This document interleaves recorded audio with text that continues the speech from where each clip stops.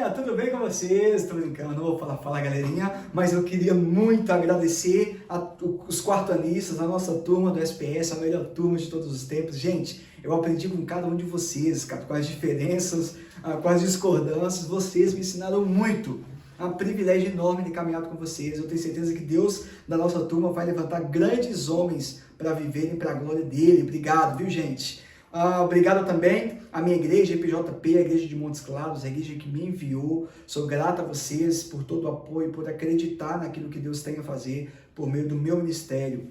Obrigado também à IPVB, a Igreja Presbiteriana Vila Bianchi de Bragança Paulista, a comunidade também, Pastor Clério, obrigado por todo o apoio, por tudo que vocês fizeram por nós, por mim, pela princesinha. Obrigado também ao professor Juliano, cara. Gil, sou muito grato a você, cara, por todo o aprendizado, por tudo aquilo que você proporcionou pra gente como professor, como pastor, como amigo que é. Obrigado, viu? Não poderia esquecer, lógico, né, da princesinha, minha esposa, aquela que dá de fato sentido a tudo, aquela pessoa que é usada por Deus para alegrar os meus dias, para me suportar, para chorar as minhas lágrimas, para sentir a minha dor. Obrigado, princesinha, você chegou e tornou tudo melhor na minha vida, beleza? Gente, eu queria bater um papo com vocês, bem rápido, a partir de Daniel, capítulo 1. Daniel, capítulo 1, a gente vai ler do versículo 1 ao versículo 16, mas eu queria intercalar alguns versículos para a gente conversar, beleza? Daniel, capítulo 1, versículo 1 até o 16, e diz assim: no terceiro ano do reinado de Jeoaquim, rei de Judá, Nabucodonosor, rei da Babilônia, veio a Jerusalém e a sitiou. E o Senhor entregou Jeoaquim, rei de Judá, nas suas mãos, e também alguns dos utensílios do templo de Deus. Ele levou os utensílios para o templo do seu Deus, na terra de Sineá, e os colocou na casa do tesouro do seu Deus. Versículo 3. Depois o rei ordenou a Aspenaz, o chefe dos oficiais da sua corte, que trouxesse alguns dos israelitas, da família real e da nobreza. Olha o versículo 4, que legal. Jovens sem defeito, de boa aparência, cultos, inteligentes, que dominassem os vários campos do conhecimento e fossem capacitados para servir no palácio do rei. Olha só, ele deveria ensinar-lhes a língua e a cultura dos babilônicos. Versículo 5. Da sua própria mesa, o rei designou-lhes uma porção diária de comida e de vinho. Eles receberiam um treinamento durante 3 anos. E depois disso, passaria a servir o rei. Vamos então para o versículo 8. Daniel, contudo, decidiu não se tornar impuro. Daniel, contudo, decidiu firmemente não se tornar impuro com a comida e com o vinho do rei.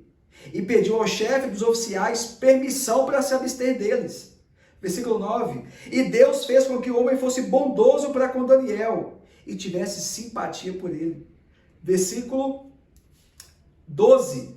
Peço que façam uma experiência com os seus servos durante 10 dias. Não nos dê nada além de vegetais para comer e água para beber. Versículo 13. Depois compare a nossa aparência com a dos jovens que comem a comida do rei. Olha a ousadia de Daniel. E trate os seus servos de acordo com o que você concluir. Muito ousado, né? Versículo 14. Ele concordou e fez a experiência com ele durante 10 dias. Passados 10 dias, eles pareciam mais saudáveis e mais fortes do que todos os jovens que comiam da comida do rei. Versículo 16, para a gente finalizar. Assim, o encarregado tirou a comida especial e o vinho que haviam sido designados, e em lugar disso, lhes davam vegetais. Vamos orar, gente? Papai, obrigado por esse momento. Obrigado pela tua palavra, Pai. Quando eu me achego diante dela, eu preciso ter bastante temor, Pai. O meu coração precisa se inquietar diante da tua palavra. O meu pedido é que o Senhor me use apenas como um vaso nas tuas mãos, Pai. Me use apenas como um instrumento para transmitir a tua mensagem. Espírito Santo, até aqui eu tentei, eu fiz a minha parte. Mas se o Senhor não for aquele que conduzir, tudo seria em vão. Então, Espírito Santo, conduz este momento. Fale ao meu coração. Fale ao coração de cada um que está aqui. Fale ao coração de cada um que está ouvindo, Pai. Em nome de Jesus. Em nome de Jesus. Amém. Gente, a pandemia da Covid-19 trouxe à tona uma nova realidade de vida. Um novo tempo, um novo momento. E foi assim, de tal forma, que nós começamos a considerar as coisas ao nosso redor, não mais como normal, mas como novo normal. Por quê? Porque a pandemia, ela nos tirou de um contexto intenso, de cultos em salões, em templos, e nos deslocou para um mundo virtual. Ou seja, nós agora estamos distante dos prédios, dos salões abertos. Estamos diante de uma realidade virtual que nos cerca, onde tudo acontece a partir de telas. E isso é algo que faz com que eu e você e eu, discípulos de Jesus, repense a missão. Afinal de contas, a missão a partir de templos, a gente tem uma percepção, uma visão, mas agora agir como discípulo de Jesus a partir de telas faz com que a gente então repense a missão. Afinal de contas, nós devemos agora viver uma vida de missão, sem prédios, sem eventos. E se a gente for sincero, não é a mesma coisa. Viver como discípulo de Jesus, como um profeta, precisa mais do que nunca, ser sincero, ser verdadeiro. Essa é a realidade ministerial que nós estamos inseridos hoje. Essa é a realidade que nos cerca. Afinal de contas, a gente não tem mais os aplausos ao final de cada cântico. A gente não tem mais os aplausos após um sermão bem explanado, ou após aquela ênfase que a galera vai na pilha. Nós não temos mais essa realidade. A realidade que nos cerca agora é a falta do conhecimento. Talvez seja este um dos grandes problemas. Aí é justamente diante dessa realidade, deste contexto, que nós devemos nos perguntar: por que é tão difícil nos manter íntegros e fiéis diante de uma nova realidade? O contexto ministerial, a partir de prédios e eventos, é um contexto totalmente novo. É um contexto que nós estamos inseridos e que faz com que a gente viva essa percepção, essa realidade de um mundo virtual. Então nós fomos tirados de um contexto onde nós tínhamos prédios e eventos, e nós, como discípulos de Jesus, nós servíamos a partir dessa realidade e fomos deslocados então para um mundo virtual, onde, como eu disse, tudo funciona a partir das telas. E quando nós olhamos para o texto, nós percebemos que Daniel, no qual eu pretendo focar, eles são tirados então da cidade santa, do seu contexto sagrado de adoração ao Deus de Israel. E foram também deslocados, levados para a Babilônia. A Babilônia, que era a própria propagação do mal, a estrutura das trevas, dos valores de antirreino. E quando a gente percebe o que está acontecendo, o narrador vai dizer que Jerusalém foi tomada em 597 a.C. Jeoaquim, que era rei de Judá, foi deposto e deportado para a Babilônia. E juntamente com ele, toda a sua família, a nobreza, os funcionários. Só que a grande tensão talvez aconteça em 606 a.C. Por quê? Porque o rei da Babilônia, Nabucodonosor, invade Jerusalém, tira os utensílios do templo, ou seja, mexe no ambiente sagrado dos judeus e leva os utensílios para a casa do seu Deus. Não só isso, leva também a nobreza, a família real, inclusive. Alguns comentaristas falam que Daniel era da família real de Zedequias. Mas Nabucodonosor, então, se apropria de uma situação muito delicada. Por quê? Porque a Síria e Egito estavam se degladiando. Eles estavam brigando, como dois cachorros brigando pelo mesmo osso. Aí, de repente, Nabucodonosor se apropria desta guerra e varre ambos os impérios. E se torna o maior império, o império mais poderoso daquela época. E uma das situações mais tensas e adversas de tudo isso que aconteceu é a deportação de Daniel, que foi tirado do seu habitat natural, que foi tirado do seu ambiente sagrado e é levado para a Babilônia.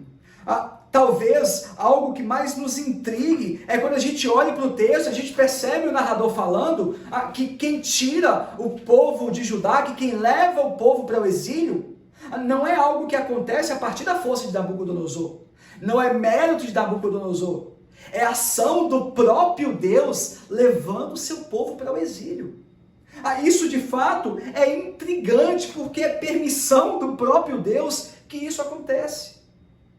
Mas Deus quer tratar seu povo, Deus quer ensinar seu povo. Afinal, o grande problema de Israel, de Judá, era a desobediência, era a idolatria.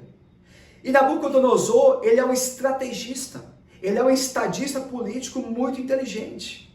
Afinal, ele pega Daniel com seus amigos, que eram nobres, e levam como estadistas políticos. O propósito de Nabucodonosor era tornar a Babilônia o império. Cara, Nabucodonosor é um cara muito inteligente.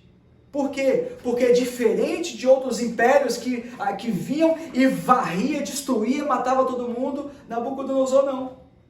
Ele vem, ele pega as melhores coisas do templo, ele pega as pessoas mais cultas, as pessoas mais inteligentes, leva essas pessoas para a Babilônia, enxerta a cultura dessas pessoas, troca o nome delas, com o propósito de desconstruir essa identidade e se tornarem um babilônico de carteirinha. E é justamente diante dessa realidade que Daniel e os seus amigos estão inseridos. Por quê? Porque Nabucodonosor, ele não queria tornar a Babilônia só um império simples.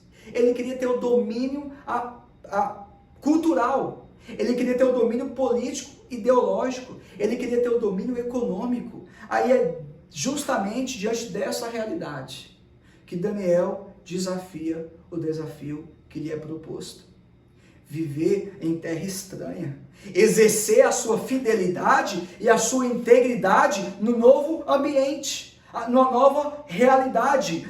E esse ambiente é o ambiente da propagação da miséria. Nabucodonosor, quando a gente começa a perceber a proposta na qual a Babilônia se torna, em especial Apocalipse, a Babilônia é usada como a própria destruição, a própria força das trevas. E é neste ambiente que Daniel está inserido. Pensa comigo, você sair de uma realidade de adoração a Deus, de uma realidade religiosa que você se entende, se conhece, e vai para um novo momento, e vai para uma nova realidade.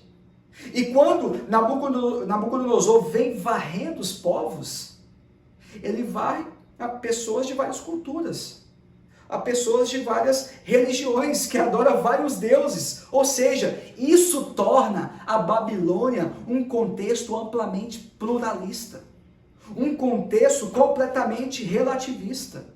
E é exatamente neste lugar que Daniel está inserido. Eu queria conversar com vocês a partir de um tema que é integridade e fidelidade à missão. Não há outro caminho para o ministério, não há outro caminho que a gente seja intencional à missão, que não seja sendo íntegro e fiel. O ministério requer de nós integridade e fidelidade. Quando a gente olha para o versículo 8 e o versículo 15, a gente percebe alguns perigos das seduções. Por quê? Porque foi exatamente no ambiente literalmente babilonizado, distante do culto, distante do sagrado, que Daniel permanece íntegro e fiel. O versículo 8 diz que Daniel, ele decide não se contaminar com as iguarias e com a bebida do rei.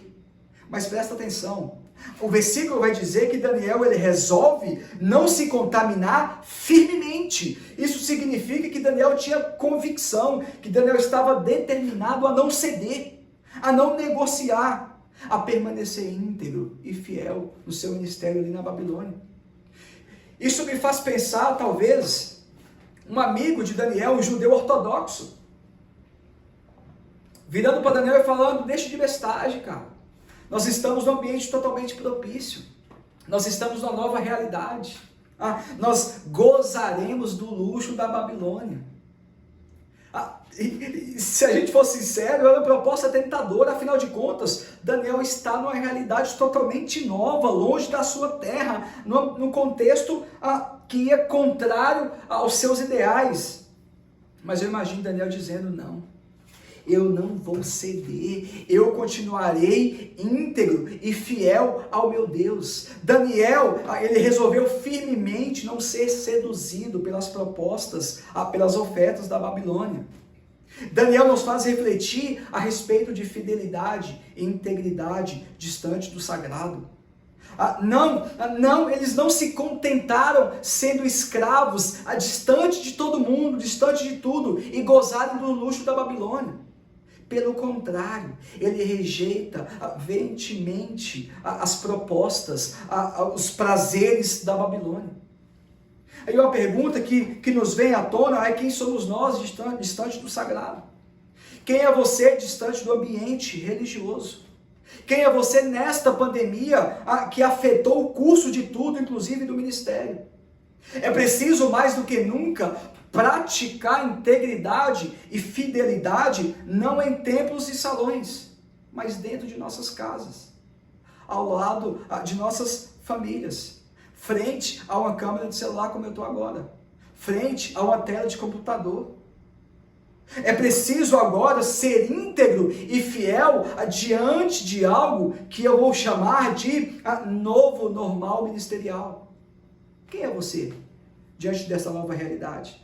Como manter-se íntegro e fiel diante de um ambiente que gira completamente em torno de telas? A pandemia trouxe uma nova faceta para as nossas vidas espirituais. Afinal, é preciso agora aplicar no secreto aquilo que fazíamos outrora em templos e salões. Será que isso não tem trazido ou levado você a uma zona de conforto? Será que essa nova realidade não tem esfriado você espiritualmente? Ou será que este novo contexto não trouxe à tona aquilo que podemos chamar de relaxo espiritual? Fidelidade e integridade, mais do que nunca, gente, mais do que nunca, deve ser vivida com intencionalidade, onde quer que seja. Presta atenção, Daniel tinha em mãos a oportunidade de virar primeiro-ministro da maior potência da época, mas ele decide ser intencional para com a missão na Babilônia, ele decide não se contaminar, ele decide não negociar os seus valores. E isso me faz trazer à tona uma frase de Charles Spurgeon, que diz o seguinte, abre aspas: meu filho, se Deus o chamou para o ministério, não se rebaixe a ponto de ser rei em qualquer país. O ministério, ele vai requerer de nós diálogo, mas um diálogo sem negociações, um diálogo sem colocar em xeque aquilo que nós cremos e acreditamos. É preciso, antes de qualquer coisa, ser íntegro, ser inteiro. Nós somos chamados a sermos relevantes no poder da pregação. Nós somos convocados pelo grande general a marchar rumo a uma sociedade literalmente babilonizada.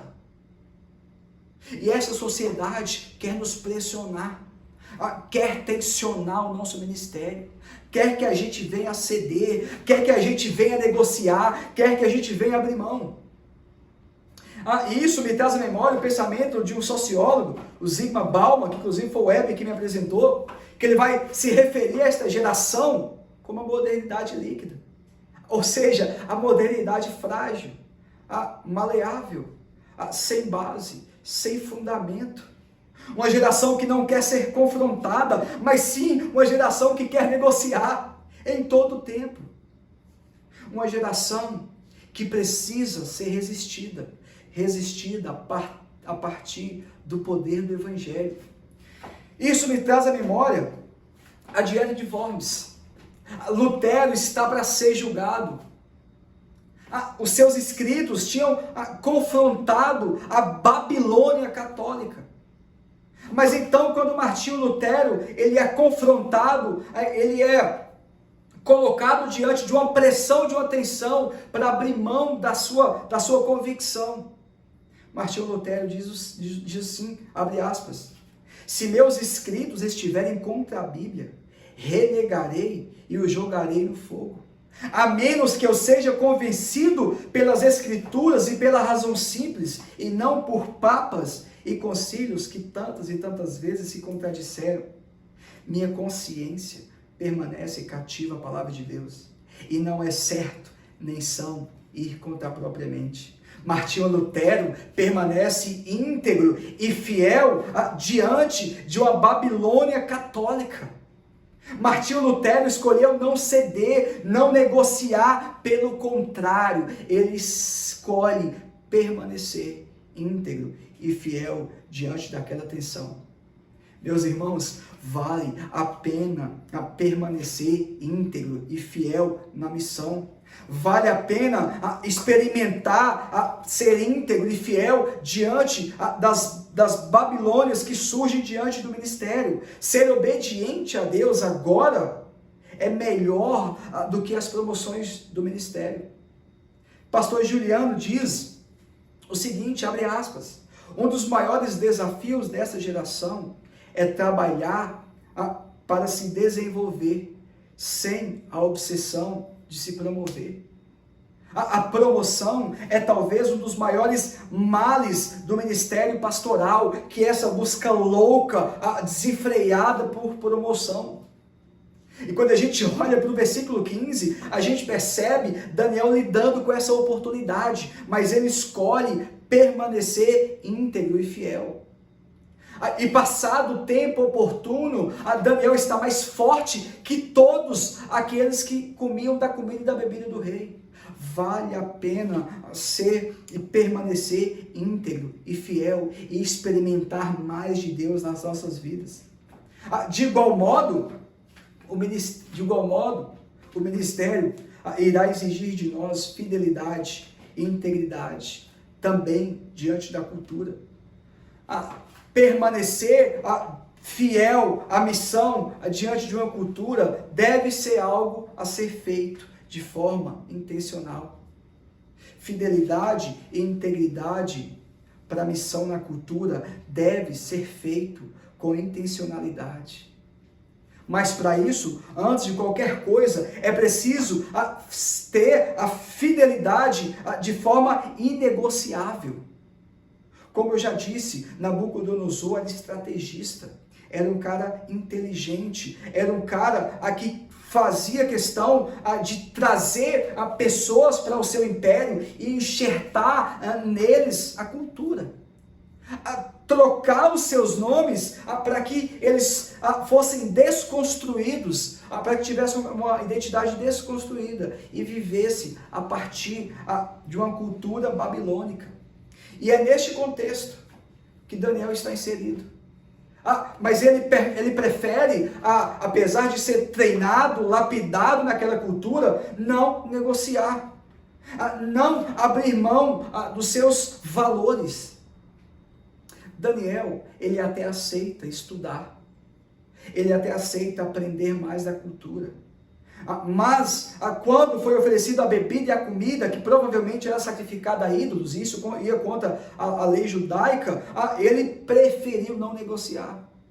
Ele entendeu que o diálogo se findava ali. Ele entendeu que de ali em diante era inegociável.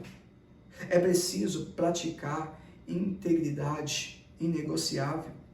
Daniel e seus amigos, eles entenderam que mesmo que eles estivessem diante dessa aculturação, diante dessa mudança drástica de identidade, eles prefeririam permanecer íntegro e fiel.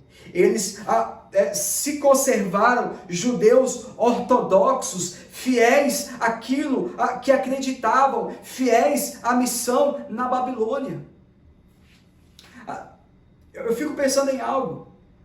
Depois dessa experiência de Daniel com o chefe, que ele voltou depois de 10 dias e percebeu Daniel e seus amigos muito mais fortes. Gente, eu imagino o impacto que aquilo teve naquela cultura. O impacto que aquilo teve na vida do chefe. Talvez o chefe ficou assim, meu Deus, será que eu não posso fazer mais testes com outras pessoas? Perceba a influência, o poder, a intencionalidade para com a missão e a resposta que isso pode ter. Nós precisamos ser intencionais para com a missão. Por quê? Porque vivemos uma cultura caída, uma cultura depravada, e é parte da missão de Deus que essa cultura seja também redimida. E nós, como discípulos de Jesus, como pastores que somos, nós precisamos lidar com essa realidade de forma a ser intencional, de modo que o reino de Deus seja conhecido. De modo que o reino de Deus, a amplitude do seu reino, seja conhecido em todos os lugares. Nós como discípulos de Jesus, não devemos desejar o Brasil um país mais evangélico. Não deve ser o desejo do nosso coração que em vários lugares do Brasil tenham placas dizendo o Brasil é de Jesus. Não é nossa missão como líderes criar leis que favoreçam cristãos. Não é nossa missão como discípulos de Jesus criar um gueto, uma cultura subgospel. Pelo contrário, é nossa missão como discípulos de Jesus formar líderes que dialoguem com a cultura a partir da mensagem do Evangelho.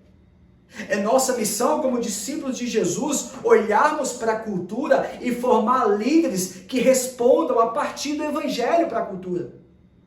E isso me traz à tona o que Gorin chama de a intersecção de duas narrativas. Por quê? Porque ele parte do pressuposto de que os discípulos de Jesus entendem a Bíblia como a grande narrativa do mundo. Mas ainda assim, eles entendem que estão inseridos numa cultura que domina sobre a nossa sociedade.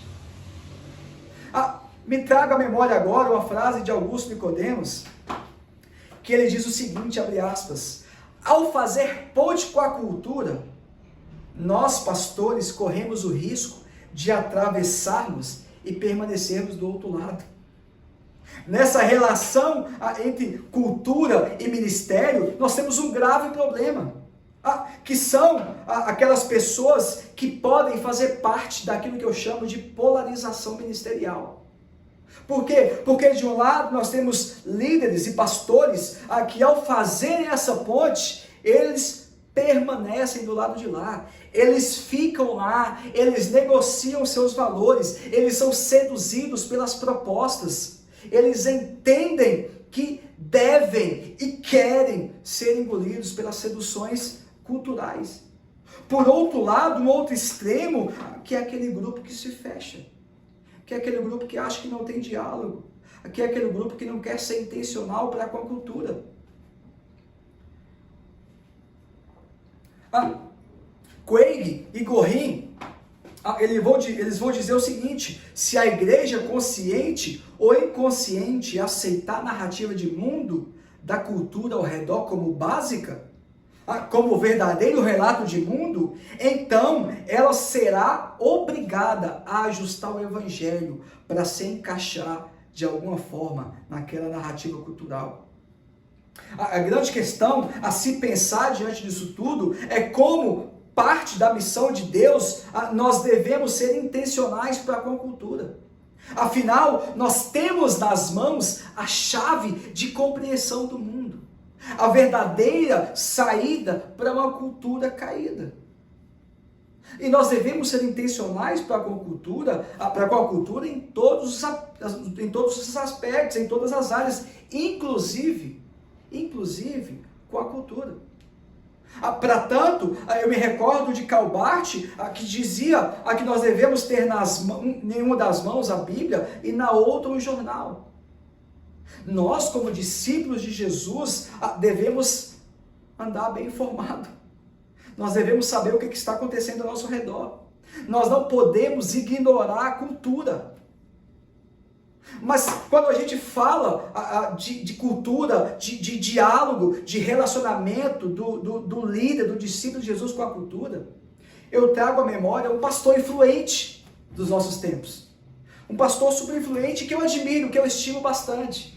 Mas aqui diante do diálogo com a cultura, diante das seduções das câmeras, dos jornais, ele começa a se envolver em polêmica. Ele começa a negociar. E todas as vezes que ele se vê perdendo espaço, ele cede à tentação de voltar a se promover de novo. Nós aprendemos com ele a como não ser diante da cultura. Porque nós precisamos, como igreja, ser intencional, trazer respostas bíblicas para uma cultura, mas sem se promover. E quando a gente olha para essa realidade, a gente entende que nós somos minoria numa cultura babilonizada. Nós, como líderes, precisamos olhar para a cultura, ser humilde a entender que nós somos minoria. Mas a grande questão é olhar para essa cultura não a partir do que nós podemos fazer, mas a partir do que as Escrituras podem fazer e trazer para a nossa cultura. Essa é a grande narrativa, essa é a grande verdade. Contudo, não tem como nós olharmos para a cultura, trazer respostas a ela, se não derramar o nosso coração diante de Cristo. Se não entendermos que nós temos uma identidade que está baseada, fundamentada nele. Eu assisti um filme recentemente que chama O Palhaço, um filme brasileiro. Esse filme, ele vai contar a história de Selton Mello, que é o palhaço Pangaré, e do seu pai, que é o Puro Sangue. Para resumir, ele conta a história do pai, do filho, que trabalhava no circo e rodava o país inteiro e não tinha a identidade fixa, não tinha endereço fixo. Até que em certo momento, o pai começa a passar dificuldade financeira. E ele pede conselho a um amigo. Mas enquanto ele pede conselho ao amigo, a Selton Mello, que é o palhaço Pangaré, está ouvindo a conversa. E no final deste conselho, o amigo vira para o pai e fala: o gato bebe leite, o rato come queijo, mas eu trabalho. Então Selton Mello, ele ouve aquele conselho e ele sai e vai à procura dos seus sonhos. Abandona o circo. Resumindo a história, ele encontra então um emprego. Em uma dessas reuniões, as pessoas estavam contando piadas, as piadas ruins. Aí ele percebe as pessoas rindo de umas piadas nada a ver, ele então se redescobre, ele então lembra da sua identidade, ele então entende quem ele era, então ele volta para o circo, e no meio de uma apresentação, ele entra e ele dá de cara com seu pai. O pai então vira para ele e pergunta: quem é você? O pai, emocionado em lágrimas, ele responde: eu sou o Pangaré. O pai fala assim: e o que você está fazendo aqui? Então ele entra fazendo algumas brincadeiras, fica ali face a face com o pai e diz a seguinte frase: o gato bebe leite, o rato come queijo, e eu sou o palhaço. O filme vai retratar exatamente essa consciência da vocação, essa consciência da identidade. A nossa identidade é a missão. A nossa identidade é entender que diante de uma cultura babilonizada e diante das seduções do ministério, Cristo é a resposta.